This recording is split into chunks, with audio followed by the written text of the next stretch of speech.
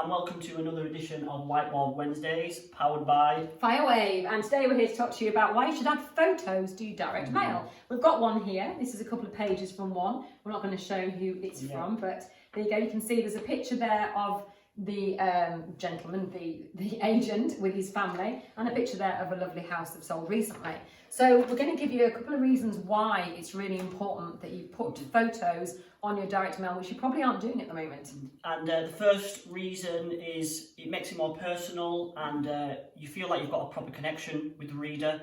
If you put photos of your family, obviously it's very personal. Yeah, it is. And I think that brings the know, like and trust factor in, because to send somebody a photograph of you, you're actually asking them to trust you, aren't you?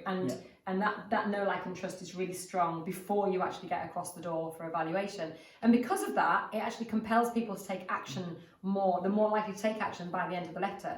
So when they get to the end of the letter, it's signed off by you. So it'll be signed off by James, and they'd go, oh, I think I might give James a ring because there's a picture of James and his family, and it just feels much more personal. Yeah, and I think it makes them feel a lot more comfortable if they actually know what you look like, because then you're obviously not going to put a bad picture on there. Then you can see a nice photo and I can trust this person. You got any good pictures I give them a ring. Yeah, all of them are. So when they see a good picture of you, they're going to go, I've got to meet this James. He looks good. Yeah, he looks like I trust him, and he looks like I'll be able to sell his house. Especially when they're a single lady. Right. Moving on, and we'll see you on the next Whiteboard Wednesdays. Bye for now.